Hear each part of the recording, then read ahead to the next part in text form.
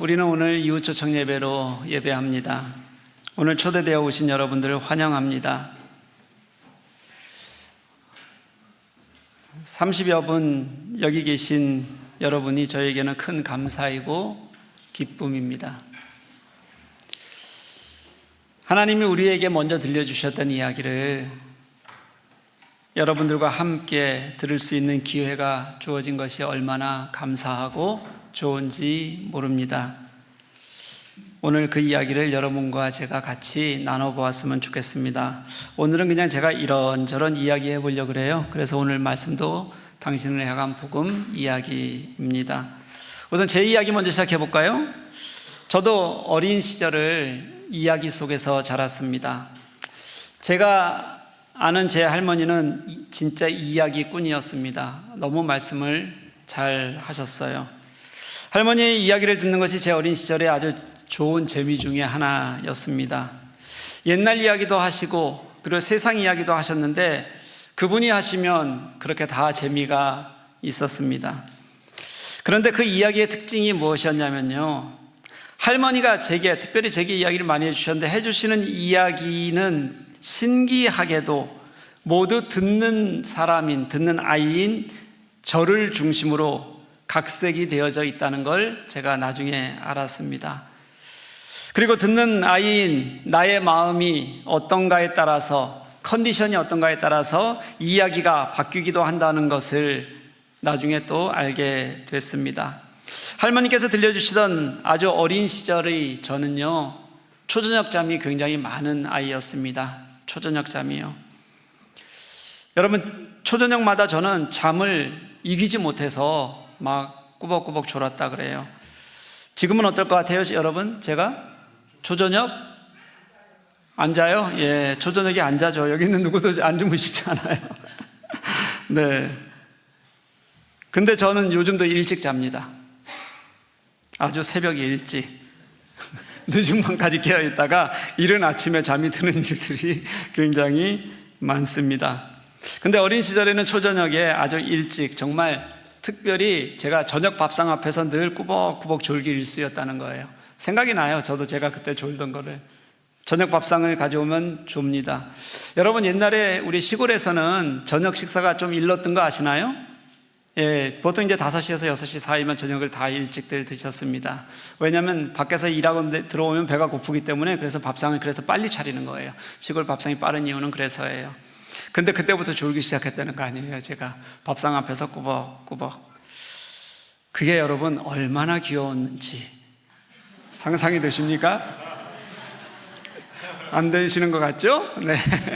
근데 저희 할머니는 동네방네 그걸 가지고 이야기를 만드셨어요. 네.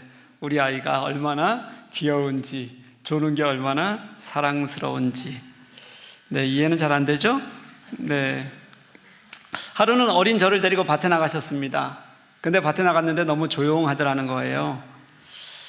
너무 조용해서 보니까 제가 이제 돌멩이를 가지고 놀고 있었어요. 그래서 할머니가 조용해서 너 뭐하냐? 이렇게 물었더니 제가 그랬답니다. 할머니, 이 돌 좀 보세요. 이거 되게 돼지같이 생겼어. 이렇게 말했다는 거예요. 할머니는 그 후부터 보는 사람마다 이 아이는 돌멩이도 잘 골라서 돼지같이 생긴 것도 잘 찾는다는 것이 또 다른 이야기거리가 되어서 살이 붙기 시작했습니다. 그 돌멩이도 잘 찾는 것도 대견해 하면서 자랑을 하셨습니다. 그게 다 사람들에게 이야기되어질 때마다 딴 사람들은 어떻게 생각하는지 모르지만 저는 굉장히 재미가 있었어요. 그런데 다 알죠. 할아버지의 표정을 보면 정확히 알 수 있습니다. 그건 돼지의 돼자도 닮지 않은 돌멩이였다는 것을 제가 잘 알아요. 그게 만약에 닮았으면 할머니께서 그 돌 들고 오셨을 겁니다. 그 자리에서 버리고 왔기 때문에 절대 그럴 리는 없습니다. 그런데도 그것도 또 이야기가 되어서 재미있는 이야기거리로 늘 만들어내셨어요. 한 번은 제가 외가댁에서 1년 동안 산 적이 있습니다. 할머니 댁을 떠나서 이제 1년 동안 외가댁에서 살다가 다시 할머니 집으로 온 거죠. 당신은 살기가 너무 어려워서 할머니 댁에 있기도 어려웠고 다른 데 있기도 어려워서 이제 외가댁에 갔을 때였어요. 외가댁에 갔더니 우리 큰외삼촌 댁에는 5남매가 있었습니다. 이 5남매가 전부 다 학생이었어요. 그때 초등학생서부터 고등학생까지 5남매가 다 학생이었습니다. 거기다가 우리 식구도 3남매였습니다. 저희 3남매까지 하면 전부 몇 명이죠? 8명이 전부 학생이었어요. 거기다가 또 막내 외삼촌이 계셨는데 고등학생이셨어요.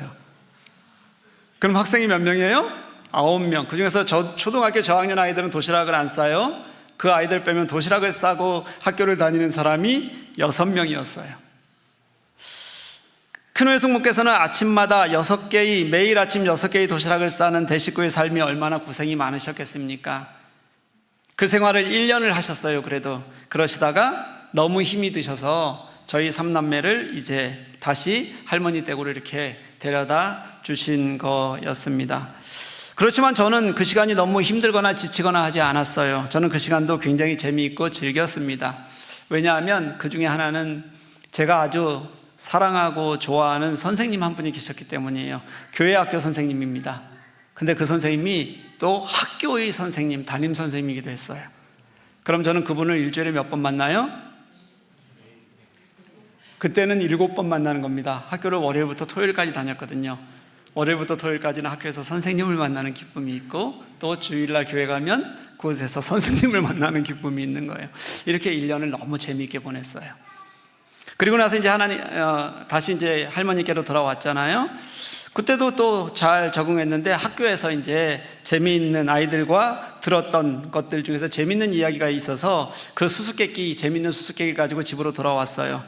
그래서 할머니께 수수께끼를 냈습니다. 할머니, 밥 중에서 가장 맛없는 밥이 무슨 밥인 줄 알아요? 혹시 여러분 맞출 수 있겠어요? 예, 눈칫밥. 맞아요. 혹시 지금도 드시는 분 있으십니까? 뭐 남자분들 아닌 척 하지 마시고, 우리 형제님들 그런 분들 아직도 있죠? 예. 하여튼 가장 맛없는 밥이라는 게 너무 재밌어서 할머니께 그 질문을 했어요. 할머니께서 모르겠는데, 할머니 눈칫밥이잖아요. 근데 갑자기 제가 눈칫밥이잖아요 하는데 할머니의 눈에서 눈물이 보이는 거예요. 저는 그때가 지금도 아주 생생해요. 그러면서 저를 이렇게 안으셨어요. 뭐라 그러셨냐면, 아이고 내 새끼 얼마나 눈칫밥을 먹었으면. 아니 거기서 왜 얼마나 눈칫밥을 먹었으면 이런 말을 할까? 아무리 아니라고 말씀을 드려도 소용이 없어요. 할머니의 모든 이야기는 손주인 나를 중심으로 이야기가 되기 때문에 스토리가 짜여지니까 당신의 생각은 이미 그 불쌍한 놈이, 이 불쌍한 녀석이 눈칫밥을 먹다가 이걸 이렇게 나에게 얘기하는구나가 되어버렸어요. 그런 할머니가 저는 그립고, 그렇게 저를 중심으로 이야기되던 그 이야기들이 가끔은 지금도 듣고 싶을 때가 있습니다. 할머니의 이야기를 떠올릴 때마다 그런 생각을 합니다. 이 이야기가 왜 지금도 듣고 싶냐면, 모든 이야기는 사람과 닿아 있을 때 아름다워서 그래요. 모든 이야기는 사람의 마음을 읽는 것이어야 감동이 되고, 그 사람을 사랑하는 이야기여야, 그래야 그 이야기가 살아있기 때문에 그렇습니다. 저도 오늘 여러분에게 이야기 하나를 들려드리려고 해요. 한국 사람이라면 누구나 한 번쯤은 들어봤을 법한 그런 이야기입니다. 아버지가 걸어놓은 노란 손수건, 노란 리본 이야기는 버전만 다를 뿐이지, 방황하고 방탕하던 아들을 기다리는 아버지의 상징으로 이미 우리나라뿐만 아니라 전 세계의 여러 나라에서 그렇게 전해져 오는 이야기입니다.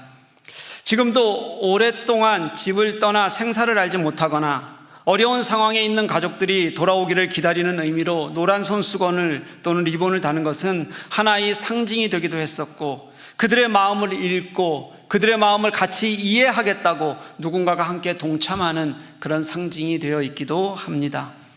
10년 전 4월 16일 세월호 사고 이후에 우리가 그 아이들을 더 이상은 잃지 않겠다, 그 아이들을 기억하겠다는 의미로 노란 리본을 달고 다니는 것도 이것에서 오는 같은 의미를 가지고 있습니다. 어떻게 이렇게 같은 이야기가 한 나라만이 아닌 세계 곳곳에서 비슷하게 각색되어서 전해지고 우리에게 들려올까요? 우리는 이것을 인간적인 보편성, 문화적 보편성이라고 부르는데요, 누구나 보편적인 감성으로 받아들일 수 있는 내용을 가지고 있기 때문에 그렇습니다. 모든 나라에서 다 이것들이 들린다는 얘기는 그 이야기가 많은 사람들, 대부분의 나라에서 똑같이 그 이야기를 받아들일 수 있는 그런 내용을 가지고 있다는 뜻입니다. 그리고 내용만 있어서도 안 되고 누구나 그런 것들을 다 경험하며 깊이 생각하고 살아가고 있는 이야기이기 때문에 그렇습니다.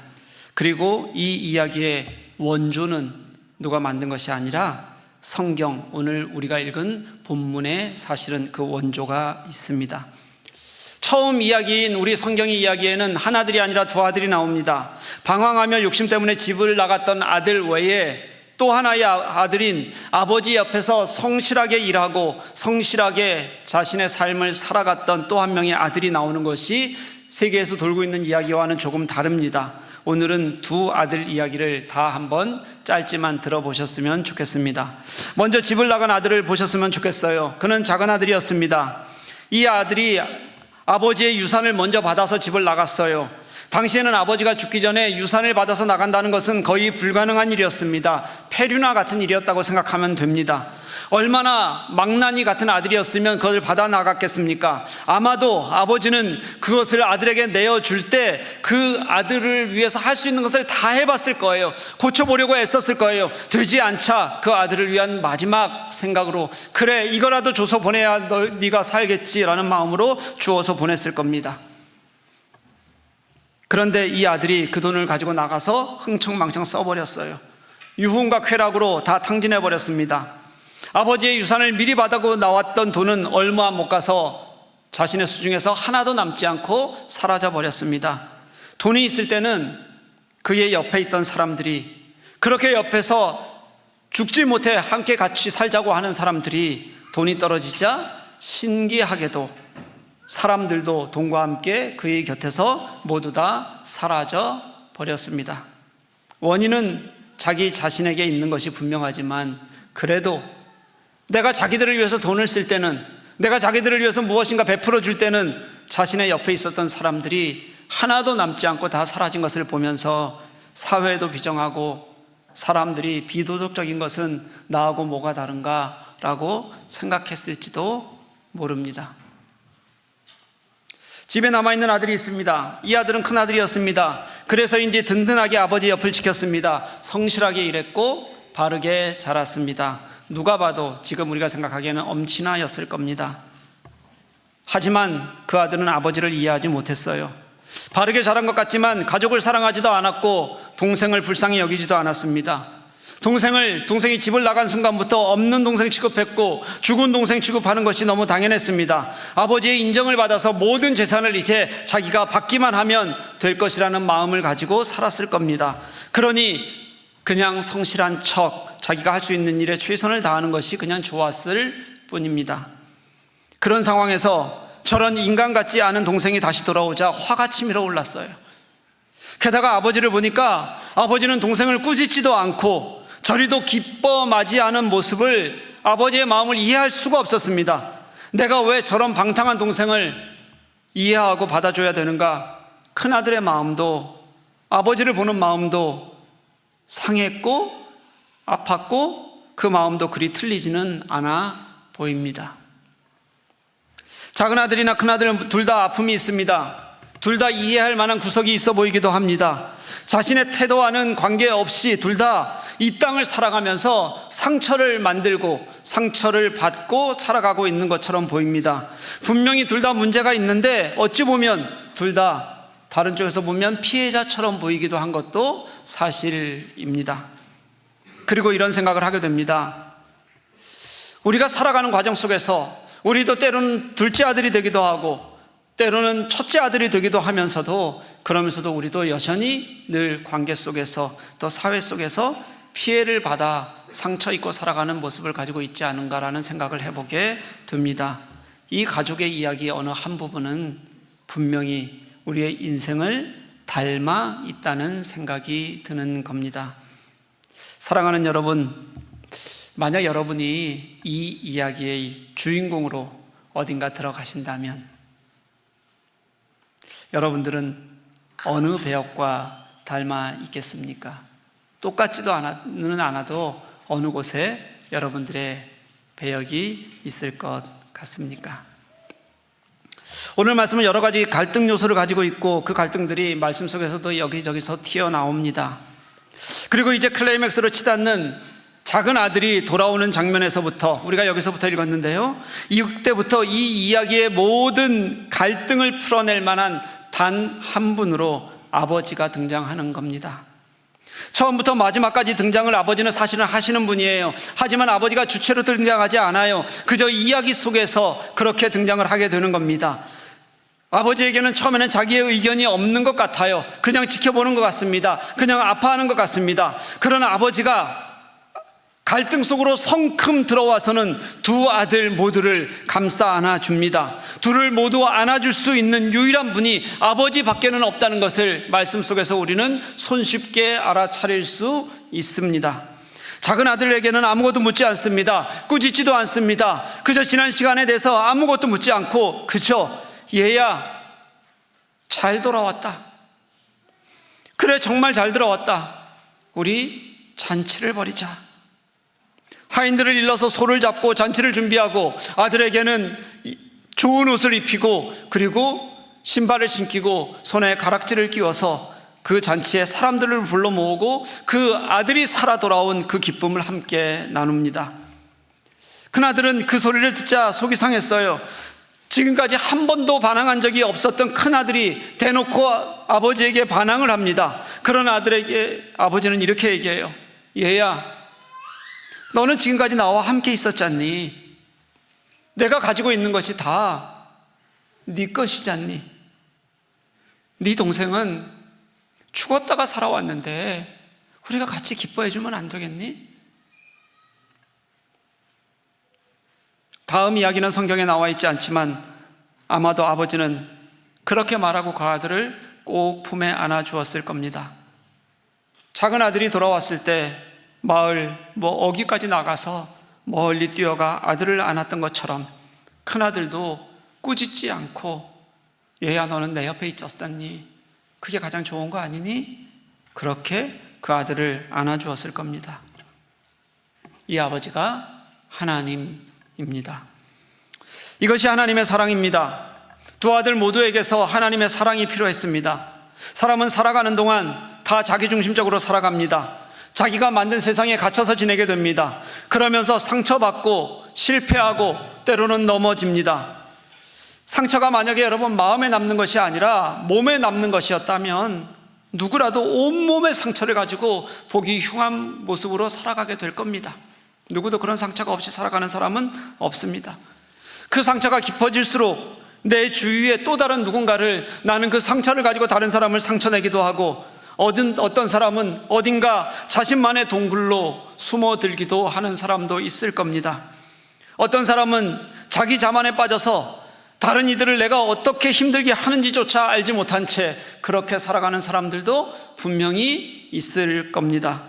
누구라도 작은 아들이기도 하고 누구라도 큰 아들이기도 한 삶을 우리는 이 땅 안에서 살아가고 있습니다.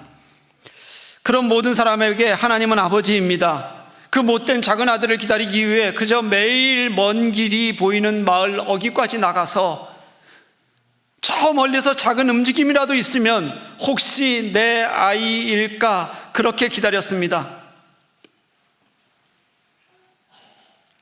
큰아들의 그런 마음과 큰아들이 그렇게 아버지에게 그런 마음을 가지고 있다는 것을 처음으로 표출했을 때 얼마나 당황스러웠겠습니까? 노하여서 아버지께 분을 내었을 때 얼마나 그 마음이 아팠겠습니까? 하지만 묵묵히 그 아이에게 얘야 너는 나와 함께 있지 않니? 그렇게 도닥이며 안아주었습니다. 두 아들 모두에게 아버지가 필요합니다. 오늘 이 이야기는 하나님의 이야기입니다. 하나님은 두 아들 같은 우리를 위해 이 땅에 오셨습니다. 여전히 죄인이고 용서받기 어렵고 때로는 나는 바른 척하지만 결국 자기 욕심에 살았던 우리 인간들의 죄를 위하여 이 땅에 오셨습니다. 여전히 세상에서 치이고 고통스러운 모두를 위해서 그들을 위로하기 위해서 이 땅에 오셨습니다. 그리고 그분은 십자가에 못 박혀 죽으시기까지 이 땅에 오셔서 우리를 사랑하시는 것이 무엇인지를 우리들에게 보여주셨습니다. 그리고 그 사랑으로 우리를 기다리십니다. 우리가 그 아버지께, 그 하나님께 돌아가면 버선발로 뛰어나와 우리를 맞으십니다. 그리고 이제 그렇게 삭막하고 힘들고 조금만 문제가 생겨서도 내게서 돌아설 그런 세상이 아니라, 이제 자기 혼자 살아가는 것 같은 세상이 아니라 당신의 품 안에서 당신의 마음으로 살게 하시겠다고 그렇게 우리들에게 약속하시고 우리를 감싸 안아 주십니다. 하나님의 마음은 늘 그렇습니다. 우리가 어땠건 간에, 우리가 얼마나 많은 잘못을 저질렀건 간에, 우리가 세상에서 얼마나 고통스럽고 힘들었던 간에 그저 얘야 괜찮니? 얘야 그렇게 부르시곤 그냥 안아주십니다. 당신의 품에는, 그렇게 안긴 품에는 세상 모든 것을 이기고 녹여내는 힘이 있습니다. 그리고 세상에 어떤 상처도 보듬어내고 이기는 능력이 있습니다. 그것을 위해 하나님은 이 땅에 오셔서 우리를 위해 십자가에 죽기까지 당신의 사랑을 보여주신 것입니다. 사랑하는 초대되어 오신 여러분, 그리고 교우 여러분, 오늘 이 이야기는 여러분들을 위한 복음 이야기입니다. 하나님은 여러분들을 위해 이 이야기를 쓰셨고, 이 이야기를 이 땅에 누구나 이해할 수 있을 만한 상황으로 펼쳐 놓으셨습니다.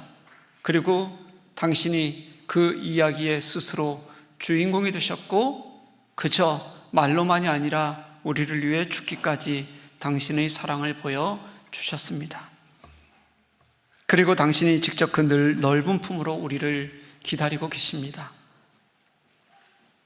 우리 교회는 오늘 예전에 교회를 다녔다 떠나셨던 분들, 지금은 왠지 교회 가는 것이 불편했던 분들, 또는 교회를 한 번도 나와보지 못했던 분들, 어릴 적 교회를 다녔지만 성인이 되어서는 교회가 어떤 곳인지 다녀보지 못했던 분들을 이곳에 함께 초대했습니다. 이유는 하나, 그 아버지 이야기를 들려드리고 싶어서입니다.